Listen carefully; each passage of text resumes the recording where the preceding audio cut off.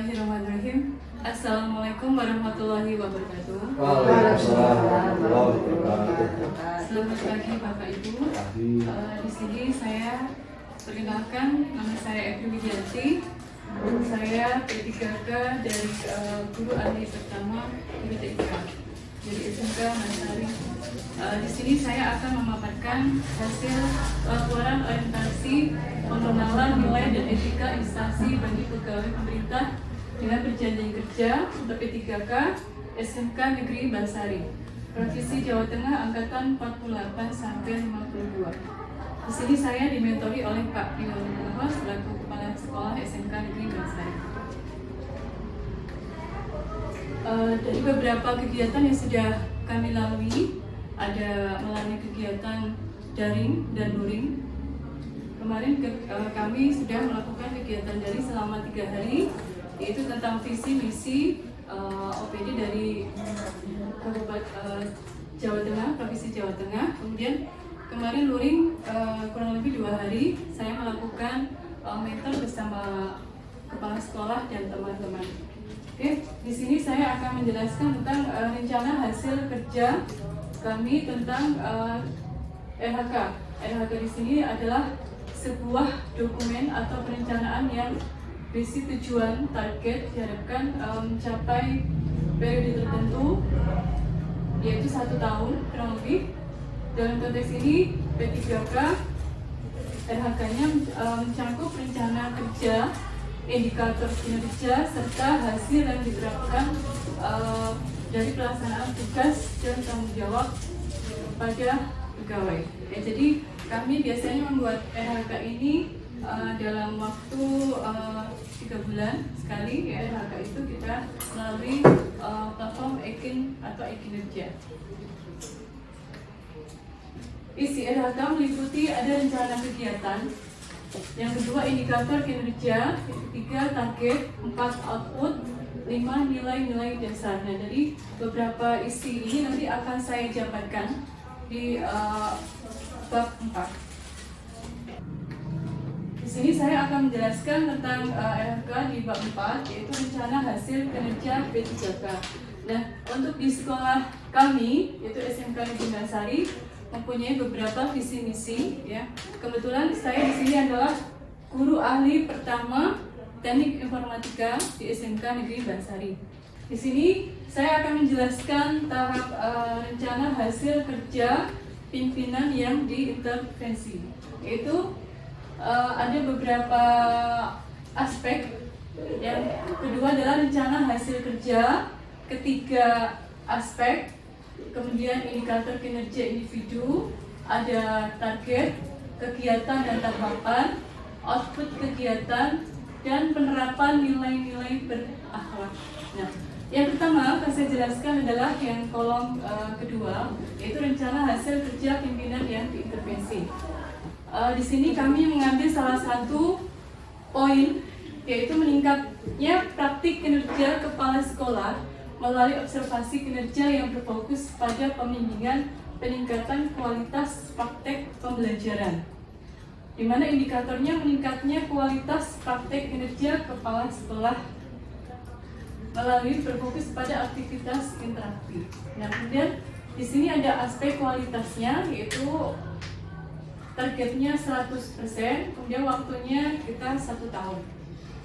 Nah, untuk indikator kinerjanya individu, tingkat upaya pembelajaran yang memfasilitasi kolaborasi dan komunikasi antar peserta didik untuk peningkatan efektivitas pembelajaran.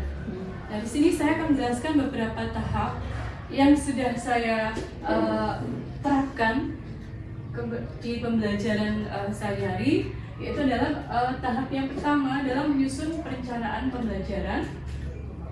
Tahap kedua melaksanakan proses pembelajaran. Tahap ketiga melaksanakan penilaian pembelajaran. Tahap keempat melaksanakan rencana tindak lanjut. Yang pertama, tahap pertama menyusun perencanaan pembelajaran. Tahapannya menentukan tujuan pembelajaran, di mana saya menentukan tujuan pembelajarannya, materinya apa. Kemudian yang kedua menyusun modul ajar. Ya, ini saya contohkan modul ajar maupun GKP.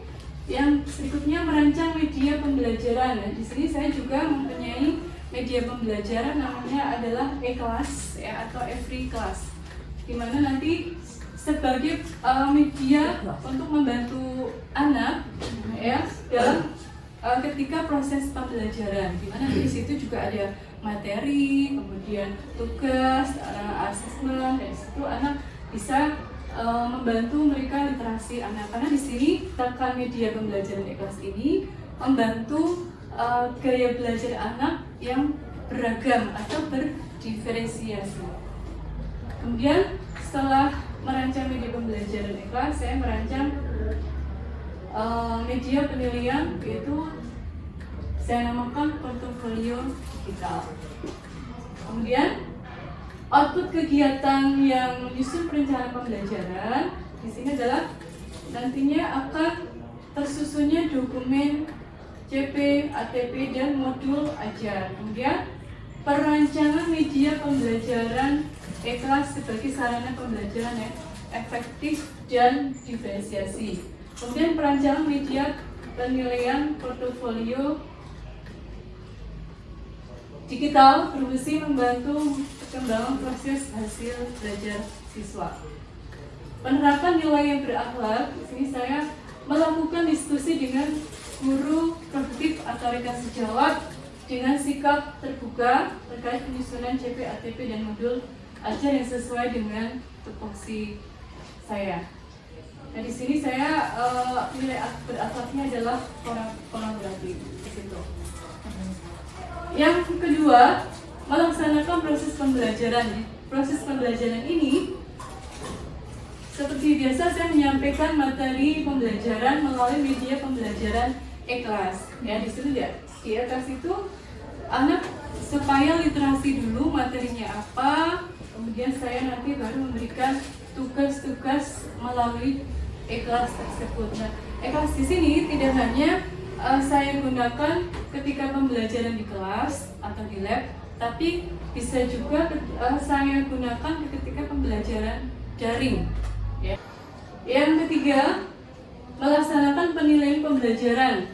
Dari tugas proyek itu saya melakukan asesmen terhadap siswa, yaitu melakukan melalui tahap-tahap proses. Saya juga melakukan asesmen karena proyek. Kemudian ketika presentasi saya juga melakukan asesmen. Kemudian ada proses dan hasil proyeknya. Nah, di sini terlaksananya penilaian siswa pada daftar nilai. Kemudian nilai akhlaknya adalah saya melakukan penilaian hasil belajar siswa sesuai dengan kriteria dan rubrik penilaian dan dapat dipertanggungjawabkan. Dan tahap yang keempat, melaksanakan rencana tindak lanjut. Nah, dengan membuat media pembelajaran ini ataupun saya membuat media portofolio digital tidak jauh dari kekurangan ya dan pengembangan lagi. Jadi saya butuh tindak lanjutnya untuk penyempurnaan media tersebut. Rencana tindak lanjut yang berikutnya adalah pengayaan dan remedial. Nah, jadi dari hasil proyek anak itu tidak langsung saya nilai hasilnya.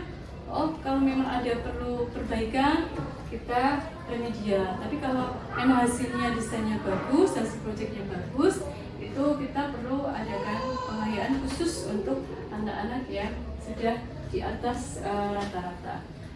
Ini adalah salah satu contoh dari media pembelajaran saya, layoutnya ya, e-class atau namanya every class ya. Jadi di sini juga saya di desain komunikasi visual, dan di situ nanti bisa memilih kelasnya. Jadi siswa itu kelas, padahal saya mengampu semua kelas 10, 11, 12. Jadi itu nanti memilih kelas 10 atau kelas 11 dan kelas 12.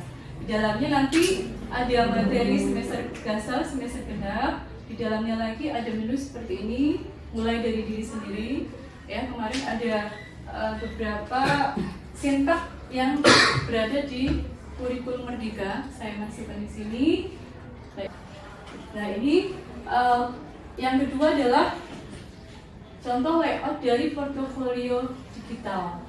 Nah, saya membuat ini inovasinya adalah kemarin dari beberapa judi ada yang pernah menanyakan kalau mau magang atau prakering ya misalnya ya, itu kan menanyakan anak itu sudah bisa apa. Nah jadi saya terinspirasi dari situ, anak-anak tidak punya portofolio yang lengkap. Nah jadi dari sini saya terbangun untuk menciptakan inovasi untuk sebagai wadah anak-anak membantu ya untuk menyimpan portofolionya anak-anak. Dari sini kebetulan saya di kelas percetakan itu adalah profil-profil anak. Kesimpulannya adalah di sini saya dengan menciptakan media e-class dan media portofolio sangat membantu saya untuk melihat hasil perkembangan belajar siswa dan membantu saya juga membantu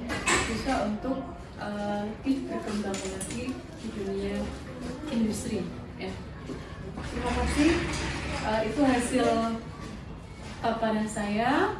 Sekian, saya akhiri. Wassalamualaikum warahmatullahi wabarakatuh. Waalaikumsalam warahmatullahi wabarakatuh. Terima kasih Bu Evi atas paparannya.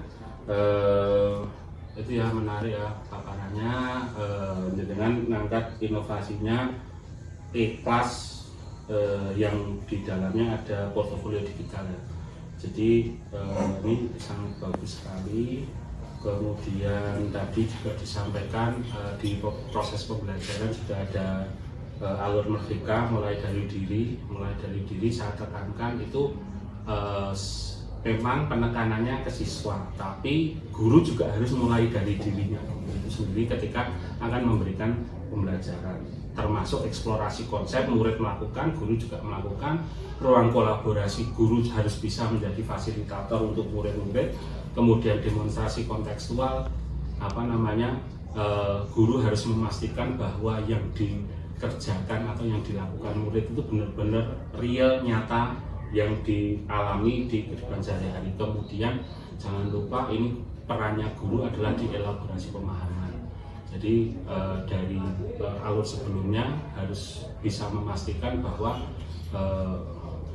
pengetahuannya anak dikuatkan melalui elaborasi pemahaman, koneksi antar materi, baik materi sebelumnya dan rencana materi sesudahnya itu juga harus bisa memancing kreativitas anak. Dan yang terakhir aksi nyata, silakan nanti monggo aksi nyatanya bisa dicantumkan di e-class dan di portofolio digitalnya, maupun bisa dipublish ke media-media sosial yang siswa miliki, supaya aksi nyata itu kalau bermanfaat gak hanya untuk sekolah saja, untuk murid saja, tapi untuk teman-temannya dan untuk sekolah juga.